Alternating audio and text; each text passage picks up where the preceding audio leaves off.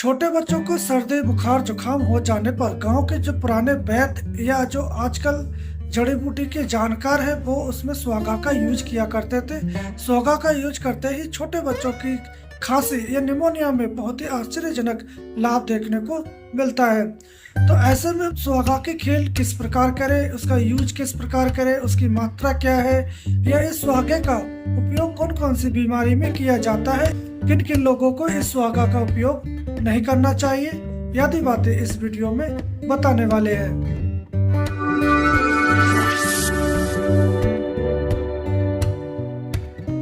तो हमने 250 ग्राम सुहागा ले लिया है कच्चा, और इस सुहागा की हम आज खील करेंगे। तो इसके बारे में हम थोड़ा सा बता दें कि सुहागा जो देख रहे हैं आप, ये कच्ची हालत में है, अशुद्ध है।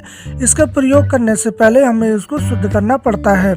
तो शुद्ध करने की सरल और आसान विधि है। आप इसका एक कढ़ाई ले लें जो हम आगे बताने वाले हैं।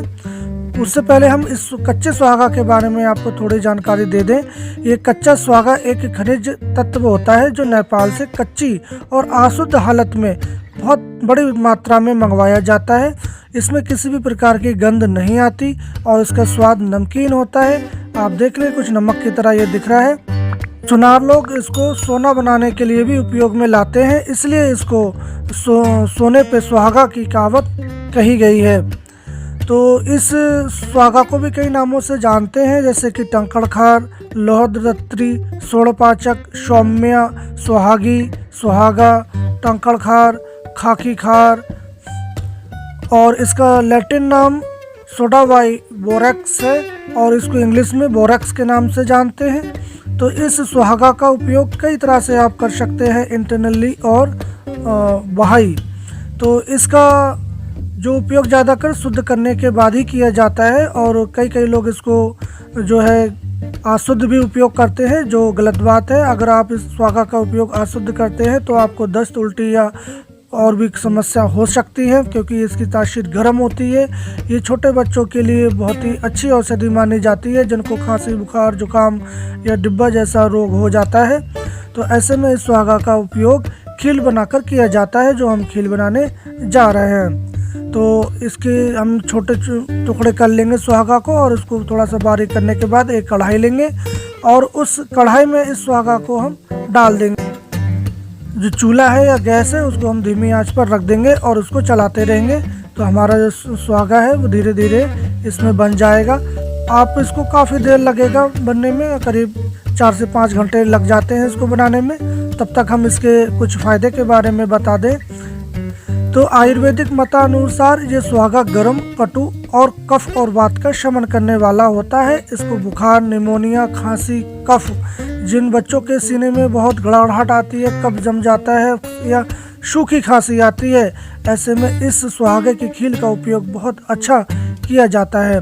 जैसे मुंह में छाले पड़ जाते हैं तो भी इस सुहागे का उपयोग बहुत अच्छा माना जाता है। सुहागा पचने में बहुत ही हल्का होता है। अगर आप इसको खाते हैं तो आपकी आंतों में किसी भी प्रकार का दुष्प्रभाव नहीं पड़ता है, और ये आसानी से पेशाब के द्वारा बाहर निकल जाता है। और जब ये पेशाब के साथ निकलता है तो ये पेशाब की मात्रा बढ़ा देता है, क्योंकि ये पेशाब की अनक्लाइंड कर देता है। और इसकी ज़्यादा मात्रा आप अगर लेते हैं तो आपके यूरिन में ये अल्मोनियम की मात्रा भी बढ़ जाती है। तो इस प्रकार आप इस जो है सुहागा का उपयोग करें, मगर किसी वैद्य अनुसार करें, क्योंकि इसकी ज़्यादा मात्रा नहीं लेनी होती है, क्योंकि ये काफ़ी गर्म होता है। तो इसका उपयोग ज़्यादातर लोग पथरी में भी करते हैं। सुहागा, टंकड़खार, जवाखार, स्पाटिका भस्म, मूली का क्षार, ये कई चीज़ें मिलाकर इसका उपयोग किया जाता है 500 mg की मात्रा में। तो किडनी की जो स्टोन है वो भी बाहर निकल जाती है। ऐसे ही अगर आप छोटे बच्चे हैं, उनके मुंह में अगर छाले हो जाते हैं तो आप थोड़ी सी मात्रा में इसकी टंकड़ की भस्म ले लें और उसको ग्लिसरीन में मिलाकर उसको लगा दें, तो उनके मुंह के छाले या उनका जो सफ़ेद मुंह में हो जाता है वो भी ठीक हो जाता है। बच्चों के लिए तो ये बहुत अच्छी औषधि है, इसको सुर्भ भस्म भी बोलते हैं। तो बाज़ार में इस टंकड़ भस्म के नाम से मिलती है, मगर उसमें इतनी अच्छी गुणवत्ता नहीं होती। तो आप इस सुहागा को लाएं और घर पे इस तरह से आप भस्म बनाएं। तो आप बीच बीच में जो हमारी भस्म तैयार हो रही है या खील तैयार हो रही है, उसको आप इस कढ़ाई में चलाते रहें। इसमें चिरमिराहट की आवाज़ आती है।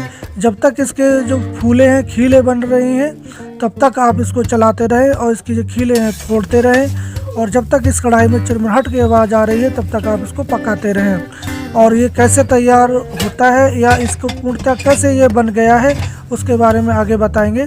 तब तक आप इसके और प्रयोग जान लें। जो छोटे बच्चों को खांसी आती है या निमोनिया हो जाती है या घरघराहट की आ रही है या कफ नहीं आता, सूखी खांसी में ये बहुत अच्छा यूज होता है। अगर ये 5 साल से छोटा बच्चा है तो आप इसको हाफ रत्ती दे सकते हैं। अगर 1 साल से और छोटा है तो आप 1/4 रत्ती इसकी मात्रा शहद के साथ मिलाकर आप दे सकते हैं। और इससे आप बच्चे की जो सीने में जो गड़गड़ाहट है, कफ जमा है, वो भी बाहर निकल जाता है और उस कफ को पचाकर भी ये मल के द्वारा बाहर निकाल देता है। तो इसका उपयोग करके आप देखें। और जिन छोटे बच्चों के दांत निकल रहे हैं, उसमें भी आप इस सुहागा को ले लें और शहद के साथ मिलाकर उस मसूड़ों पर आप मालिश करें तो बच्चों के दांत बड़ा आसानी से निकल आते हैं। इसी प्रकार अगर बड़े लोगों के मुंह में छाले हो जाते हैं, मुंह पक जाता है, तो सुहागा 1 चुटकी ले लें और 1 कप पानी उसमें डालकर उससे गरारे करें तो मुंह के छाले भी ठीक हो जाते हैं। कभी कभी बुखार आता है या मुंह का स्वाद कड़वा हो जाता है, फीका जैसा हो जाता है, स्वाद पता नहीं चलता, तो ऐसे में आप इस सुहागा को ले लें थोड़ा सा और 1 नींबू ले लें और उस नींबू को काट लें और उस नींबू पर सुहागा लगाकर और उसे जीभ पर रगड़ें और चूस लें दिन में 3-4 बार। तो आप देखेंगे कि आपका मुंह का स्वाद बहुत अच्छा हो जाता है। सुहागा में काली मिर्च मिलाकर आप इसको मसूड़े पर मलें तो आपके मसूड़ों की जो सड़न है या जो छिल गए हैं या पकने लगे हैं, वो भी ठीक हो जाते हैं। जिन लोगों के पेट में मंद अग्नि के होने के कारण पेट में गैस अफरा बनता है, खाना पचता नहीं है, 125 mg की मात्रा में मिलाकर सेवन करें तो उनके पेट की गैस भी दूर हो जाती है। अगर इसमें आप सोडा बाइकार्बोनेट मिलाकर यूज कर रहे हैं तो आपको हाइपर एसिडिटी में भी काफ़ी आराम होता है। ऐसी प्रकार कहीं भी खाज खुजली होती है तो आप सुहागा की भस्म या सुहागा की फूल ले लें और इसको आप गोला का तेल या तिल का तेल या घी, नीम का तेल, शीशम का तेल, जो भी उपलब्ध हो आप ले लें और उसमें मिक्स कर लें। चाहे तो आप इसमें नींबू का रस में मिलाकर और इसको खाज खुजली दांत पर लगाते हैं तो उसमें भी आपको बहुत आराम होता है। ऐसे ही फोड़ा फुंसी पर भी आप इसको पानी में घोल कर लगाएं तो वहाँ की फोड़ा फुंसी भी मिट जाती है। और झाइयों में भी कुछ लोग इसका यूज करते हैं फेस पर, मगर हमने इसका यूज नहीं करवाया है। आपने अगर किया है तो हमें कमेंट बॉक्स में ज़रूर बताएं। खांसी अगर छोटे बच्चों को है तो आप अपने विवेक या मतानुसार अगर सीतोपलादी चूर्ण 1 ग्राम और टंकड़ भस्म आप 1 रत्ती की मात्रा में मिलाकर दे सकते हैं। 10 साल से बड़े हैं तो आप इसकी 3 ग्राम की मात्रा सीतोपलादी की और इसकी करीब 250 mg की मात्रा में मिलाकर आप सेवन करवाएं तो आपकी सूखी खांसी में बहुत ही आराम होता है। अंडकोश की सूजन उतारने के लिए 2 रत्ती आप इसकी खील ले लें और पुराना गुड़, दोनों को मिलाकर आप गोली बना लें और इसको प्रातःकाल खाकर आप ऊपर से थोड़ा सा घी पी लें। ऐसा कुछ दिन करने से आपके अंडकोश की सूजन भी उतर जाती है। जब तक आप इसका सेवन करें, नमक का यूज आप ना करें। बवासीर के मस्से या गुदा के रोग होने पर हम एक लेप तैयार करते हैं जिसमें टंकड़ खार 5 ग्राम, अपमार्ग क्षार 5 ग्राम, स्पार्टका भस्म 5 ग्राम, 5 ग्राम कच्चा गंधक और इसमें 200 ग्राम अरंडी का तेल, ये सब मिलाकर हम एक लेप तैयार करते हैं। उस लेप से आपके गुदा रोग या बवासीर के मस्सों में भी बहुत फायदा होता है। तो बीच बीच में आप इसको चलाते रहें। देखिएगा ये कैसे बारीक हो चुका है। आप घबराएं ना, इसको बनाने में थोड़ा समय लग सकता है। जितनी देर आप इसको चलाते रहेंगे और जितना आप इसमें जलाते रहेंगे नीचे आग को, उतना ये अच्छा बनेगा। देखने में बहुत खूबसूरत होता है और ये बारीक होकर उड़ने भी लगता है।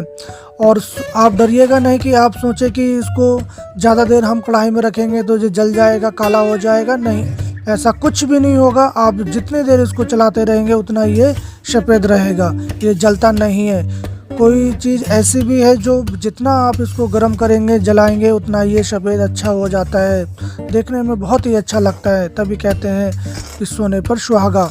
तो इस टंकड़ खार का यूज आप इस प्रकार कर सकते हैं। कफ, निमोनिया, दमा, अस्थमा या जो खांसी, बुखार, ऐसे रोगों में इस टंकड़ खार या सुहागा की खील का यूज किया जाता है। ये बिल्कुल जब बारीक हो जाए, आप कढ़ाई में इस प्रकार देखें, कुचली से चलाकर ये पाउडर की जरा जब दिखने लगे, तब इसको उतार कर आप रख लेते हैं। तो आपको ज़्यादा मात्रा में इस टंकड़ खार का यूज नहीं करना होता है, क्योंकि इसकी तासीर गर्म होती है। अगर आप इसका यूज ज़्यादा मात्रा में करते हैं तो आपको दस्त, उल्टी हो सकती है। अगर आपको हाइपर एसिडिटी है तो आप इसको ज़्यादा मात्रा में यूज ना करें, क्योंकि ये गर्म तासीर का होता है। जिन लोगों के पेट में किसी प्रकार का अल्सर है, वो भी इसका यूज ज़्यादा ना करें। गर्भवती महिलाएं जो बच्चों को दूध पिला रही हैं, वो भी इसका यूज ना करें। इस टंकड़ खार का यूज किसी विशेष बीमारी में करना चाहते हैं तो आप अपने आसपास के वैद्य या आयुर्वेदिक जानकार के द्वारा आप कर सकते हैं।